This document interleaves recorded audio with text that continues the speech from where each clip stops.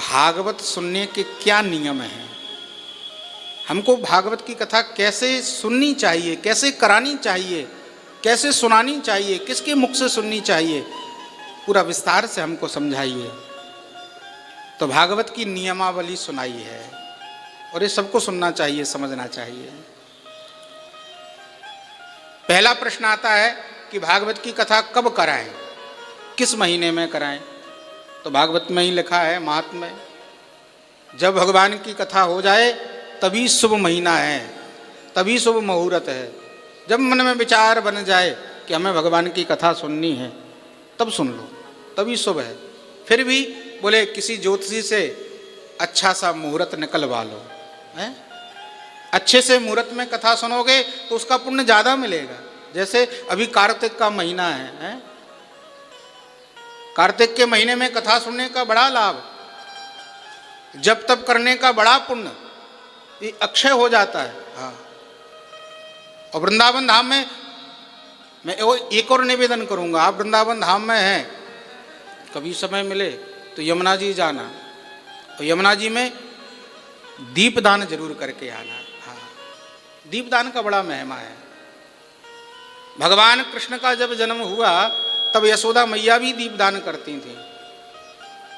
एक बड़ी प्यारी कथा आती है, एक बार की बात, यशोदा मैया कन्हैया को लेकर के गई। छोटे से भगवान थे, 3-4 वर्ष की आयु थी। तो घाट पर सीढ़ी पर भगवान को बिठा दिया। ठाकुर जी ने अपने दोनों पैर यमुना जी में डाल लिए, जल में डाल लिए। यशोदा मैया दीपक जला जला करके और यमुना जी में प्रवाहित कर रही हैं, और यमुना मैया से प्रार्थना कर रही हैं, हे यमुना महारानी, मेरे लाला की खूब कीर्ति होवे, मेरे लाला का खूब यश होवे, या की आयु लंबी है जाए, या की सबरी अलाय वलाय निकल जावे, चली जावे। ऐसे प्रार्थना कर रही हैं। भगवान सीढ़ी पर बैठे थे, पैर अपने डाले हैं यमुना जी में।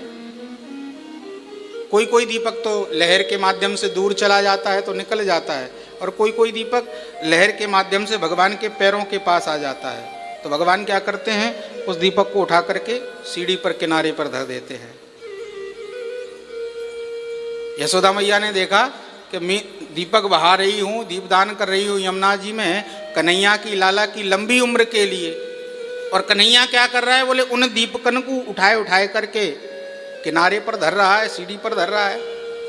तो मैया ने डांटा, चौरे लाला, मैं तो तेरे उन्नति के ताई यमुना जी में दीपदान कर रही हूँ, और तू इन दीपकन को उठाए उठाए करके किनारे रख रहा है, ऐसा क्यों कर रहा है? तो भगवान हंस करके बोले मैया मैं क्या करूं, ये मेरा स्वभाव है। बोले मतलब? बोले देख मैया, तू दीपदान कर रही है ना, तो जो दीपक लहर के माध्यम से दूर चले गए ना, उनको मैंने नहीं उठाया। किनको उठाया? बोले जो मेरे पैरों के पास आ गए। मतलब? बोले जो संसार में बह जाता है वो दूर निकल जाता है, पर जो मेरे चरणों के पास आ जाता है, बोले फिर मैं उसे बहने नहीं देता, फिर तो मैं उसको किनारे लगा देता हूँ, है? तो ये भाव है।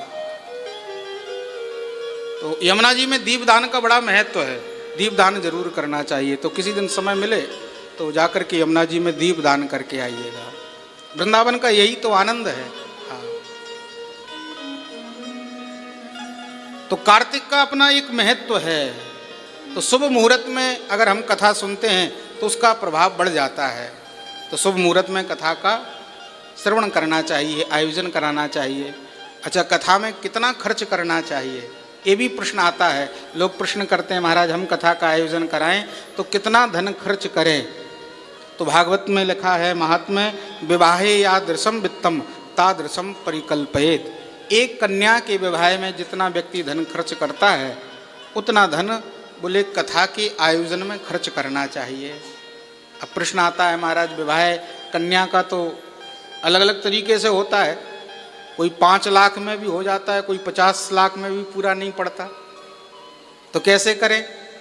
बोले सामर्थ्य अनुसार, जिसकी जितनी सामर्थ्य है उतना धन कथा के आयोजन में खर्च करना चाहिए। ठीक है महाराज।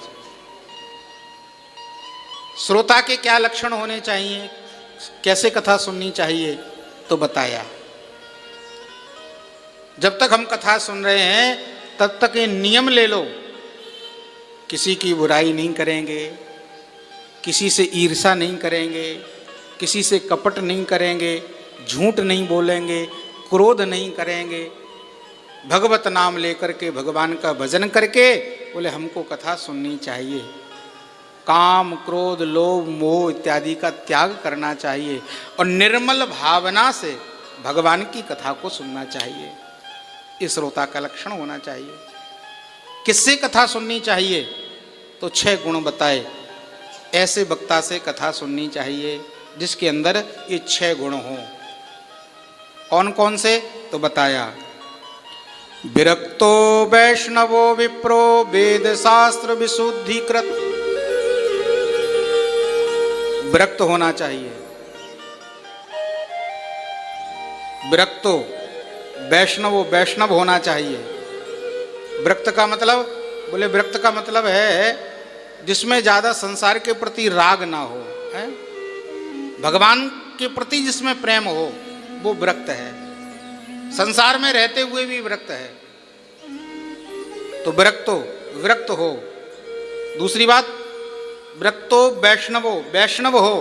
वैष्णव का मतलब जो भगवान राम कृष्ण का भक्त हो, जो कंठी तुलसी माला पहनता हो, चंदन लगाता हो, शिखा चोटी रखता हो, यज्ञोपवीत पहनता हो, बोले ऐसे वैष्णव से भगवान की कथा सुननी चाहिए। तो विरक्तो वैष्णवो विप्रो। तीसरी बात, बोले विप्र शरीर का होना चाहिए। ब्राह्मण के द्वारा भगवत कथा का श्रवण करना चाहिए, भागवत का श्रवण करना चाहिए। विरक्तो वैष्णवो विप्रो वेद शास्त्र विशुद्धिकृत। जो वेद शास्त्रों को जानने वाला हो, जिसने वेद शास्त्र गुरुकुल में रह करके अध्ययन किए हों, भली प्रकार से जिसको अध्ययन हो, ऐसे वक्ता से कथा सुननी चाहिए। क्यों?